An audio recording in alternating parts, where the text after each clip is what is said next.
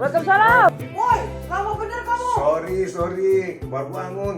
Nonton demo semalam rame banget deh. Mari masuk. Oke, bentar.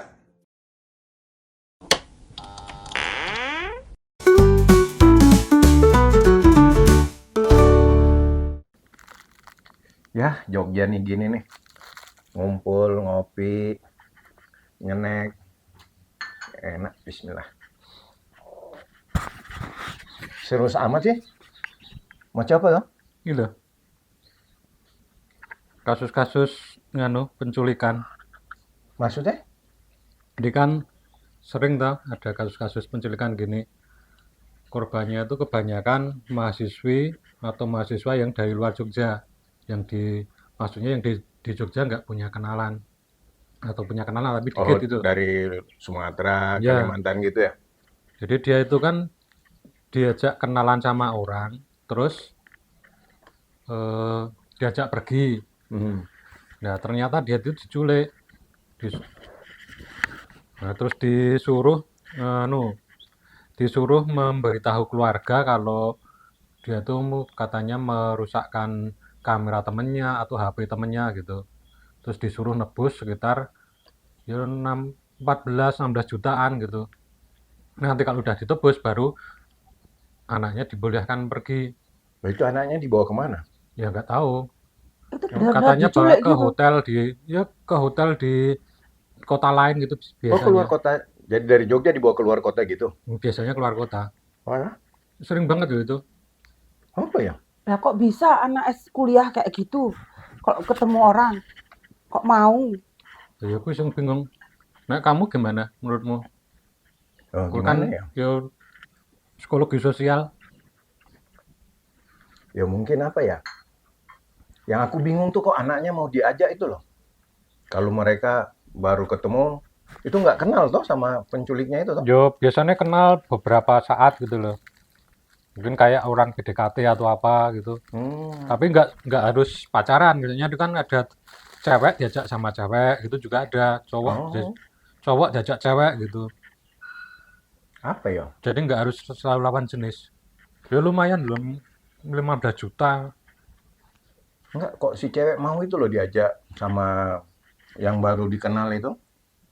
Mahasiswa itu, mahasiswi. Kebanyakan anak-anak kuliah korbannya itu.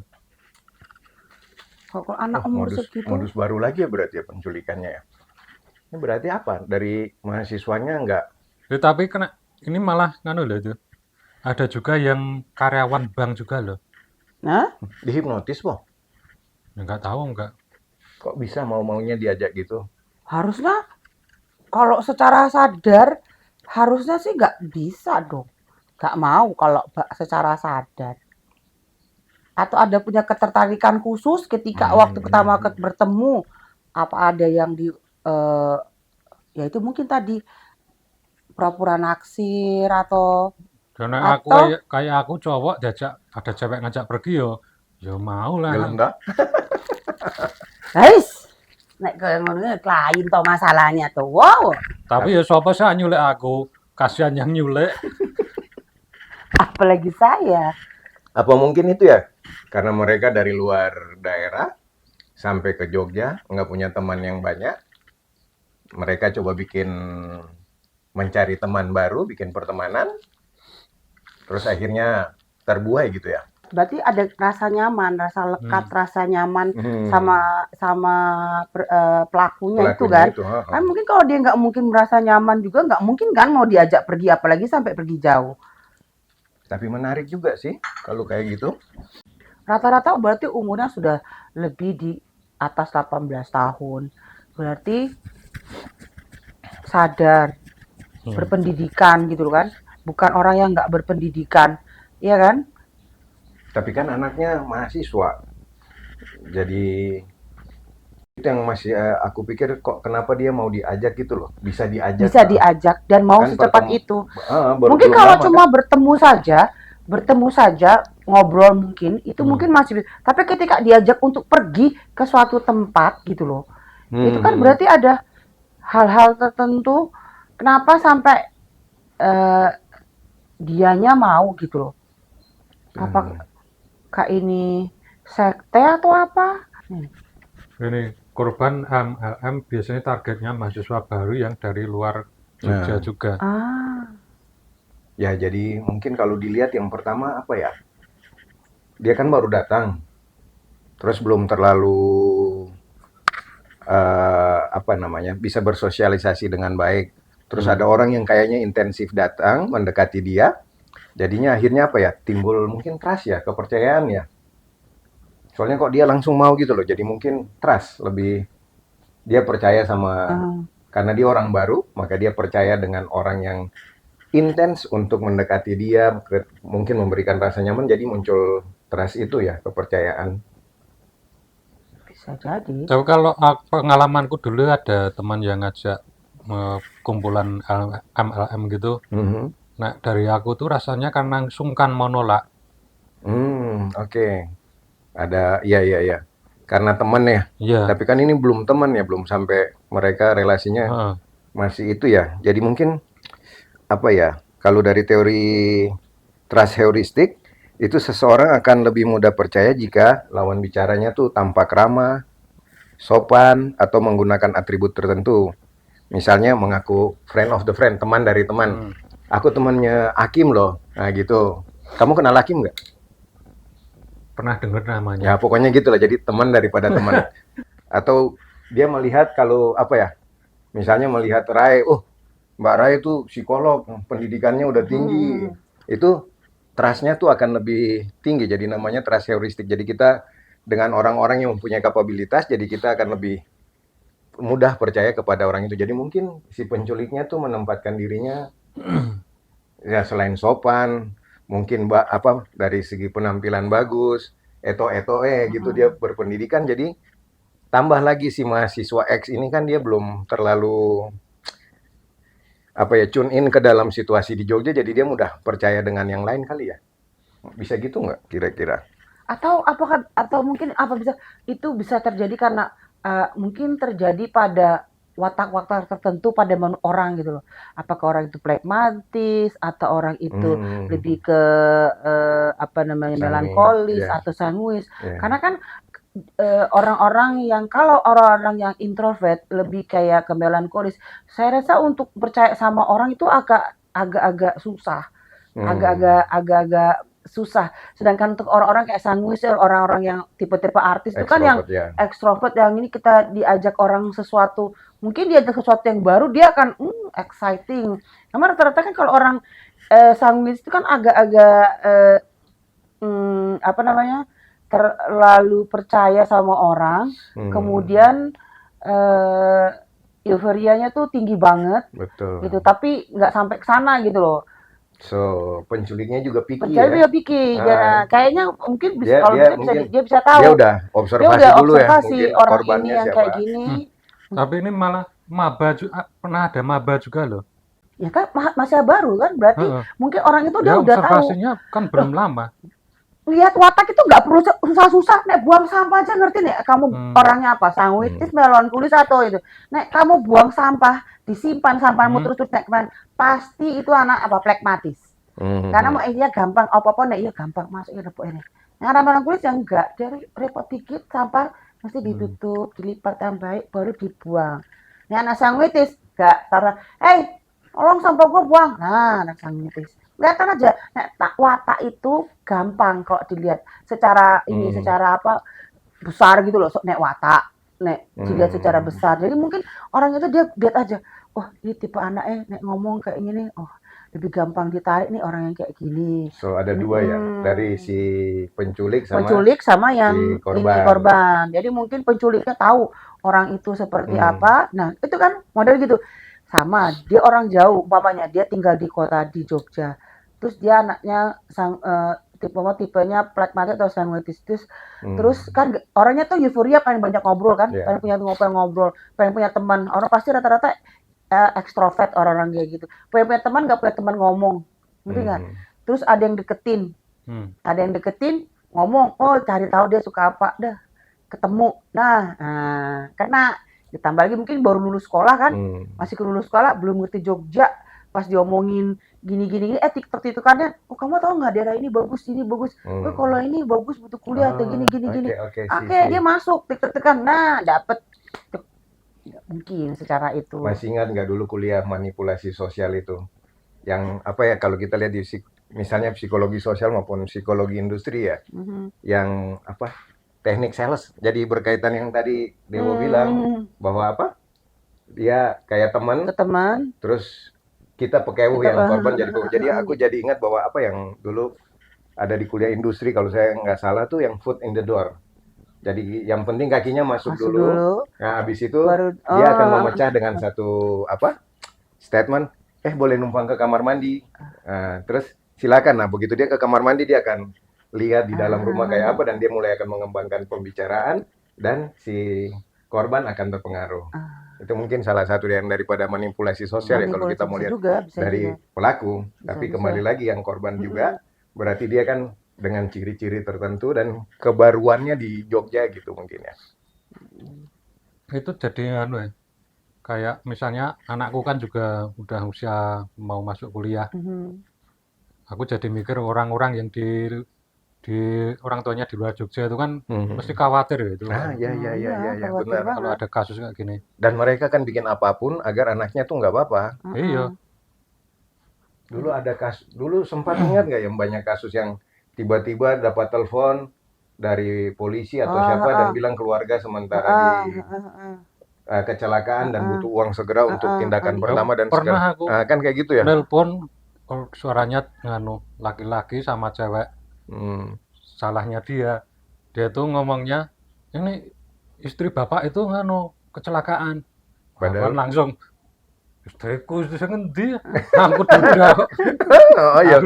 Tapi aku terus tak tanggap malah. Jadi terus kayak ajak ngobrol, terus akhirnya dia malah misuh-misuh. Kekonangan ya. Ya mungkin itu ya, jadi apa? Mereka menggunakan foot in the door atau membuat orang merasa bersalah, kemudian jadi orang harus buru-buru membantu mereka. Dan kayak tadi juga apa yang telepon-telepon itu dari pelakunya gitu. Nah, cuma yang sekarang yang mungkin harus kita apa ya, diskusikan juga bagaimana buat yang si korban ini, karena banyak juga kan mahasiswa-mahasiswa yang baru datang. Ya mau bilang apa lagi, Jogja nih destinasi pendidikan dan wisata. Orang-orang tua pasti banyak ngirimin anaknya buat sekolah di Jogja. Buat para pelaku kayak gini kan ini pangsa pasar yang bagus nih buat narik mahasiswa-mahasiswa masuk ke dalam jebakan Batman gitu ya. Kalau ada kayaknya kita harus bikin rule khusus rule untuk masuk ketika sampai di Jogja. What you have to do ketika sampai di Jogja. Satu, don't trust anyone except your ibu kos umpamanya ya, yang trust. You can go kamu nggak boleh pergi ke siapa dengan orang yang kamu tidak baru ketemu sekali 2 kali umpamanya. Kayak apa, untuk semua sekolah atau kuliah itu ada rule khusus gitu loh. Soalnya beda banget loh kos-kosan dulu sama sekarang. Nah iya, sekarang soalnya kosan boleh campur, boleh jam 24 jam. Kalau dulu pokoknya apa istilahnya, induk semang ya. Iya, induk pokoknya semang. Cari kos-kosan induk semang. Anak aman lah, jadi orang tua komunikasi sama kos. Tapi kalau sekarang kan apa ya istilahnya, kos-kosan yang bebas nih? LV. Apa ya istilahnya? LV ya. Las Vegas. Jadi ya pokoknya bayar, dapat kunci, masuk, selesai gitu loh. Jadi tidak ada pengawasan, tidak ada apa-apa, yang penting kamu bayar gitu. Jadi kan kontrol akan semakin susah. Nah kita pulang jam 9 kan kekunci pintunya.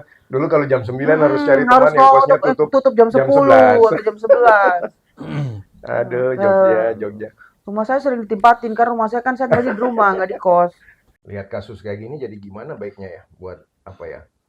Adik-adik kita, adik-adik, mentang-mentang. Ada apa anak sih? Itu Iya, anak-anak anak ya. Anak Oh, noyo. Ding. terus Buat tua gitu. anak-anak kita itu yang apa yang kuliah, kira-kira gimana ya biar mereka terhindar dari jebakan Batman kayak gini ya? Kalau menurut saya sih, sepertinya lebih baik kalau umpamanya pihak sekolah atau universitas punya satu guide gitu loh, yang yang bisa diketahui oleh orang tua dan anak bersama gitu loh. Ya seperti apa? Ada umpamanya satu umpamanya jangan percaya pada orang yang Teras ya. terasnya gitu. Kemudian pokoknya ada beberapa aturan yang diberikan oleh kampus yang orang tua juga tahu gitu loh. Jadi anak dan orang tua itu ngerti kapan ketika ada kejadian ini harus apa gitu loh. Kalau menurut kamu gimana enaknya lagi? Selain dari kampus gitu ya, ada kampus dan orang tua punya kayak ada guiding lines itu, ada petunjuk gitu. Kalau menurut saya petunjuk harus ngapain gitu loh orang tua dan anak ketika terjadi ini harus apa yang dihubungi? Apakah butuh dengan kepolisian atau bagaimana gitu loh. Nah, teknisnya sih kayaknya itu terserah fakultas masing-masing ya atau universitas masing-masing gitu. Cuman mungkin duwe saran anune pokok-pokok sing Pokok-pokoknya itu yang mau enaknya gimana dikasih ya? tahu apa? Yang pertama kan kayaknya berarti ya pengaruh daripada lingkungan ya. Jadi mungkin apa sih mahasiswa, anak-anak yang baru itu mereka harus memilih-milih dalam mempercayai orang trust itu. Karena begitu kita trust, apalagi mereka nih kan kalau mau bilang rata-rata di bawah 25 tahun ya. Ya. Jadi apa? Apa namanya? Kematangan daripada pemikirannya itu masih belum terlalu matang. Mereka gampang dipengaruhi. Jadi mungkin ya itu mereka harus bisa melatih siapa yang harus dipercaya. Kemudian circle pertemanan yang seperti apa yang bisa saling menguatkan. Dan ya itu ya, jangan jauh dari Tuhan kali ya. Betul, ya. Bisa jadi dari Tuhan juga. Lebih ke anak-anaknya juga ya, kayak kita harus bikin anak-anak juga tahu seperti apa orang yang akan dia jangan sampai mudah percaya gitu tadi kamu bilang gitu. Terus enaknya tuh lebih ke sosial apa berteman, umpamanya berteman dengan teman, cari teman yang seumuran aja, yang se-circle-nya sama gitu loh. Jangan terima teman dari orang lain dulu kalau dari awal-awal gitu loh. Karena rata-rata kan itu pasti pelakunya bukan teman kan, bukan dari lingkungan gitu kan. Gitu. Untuk kalau sebisa mungkin itu saling menjaga antar teman gitu loh. Ya saat ini mungkin saya jaga kamu, tapi suatu ketika mungkin saya butuh bantuan juga gitu.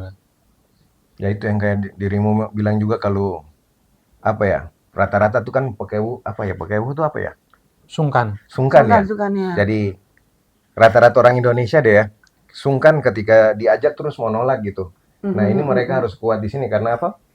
Prefrontal cortex mereka kan belum matang. Jadi sampai 25 kalau menurut apa psikologi, teori-teori psikologi itu kan itu prefrontal cortex-nya tuh belum matang. Jadi mereka belum bisa bikin keputusan yang tentang kontrol diri mereka sebagainya itu ya.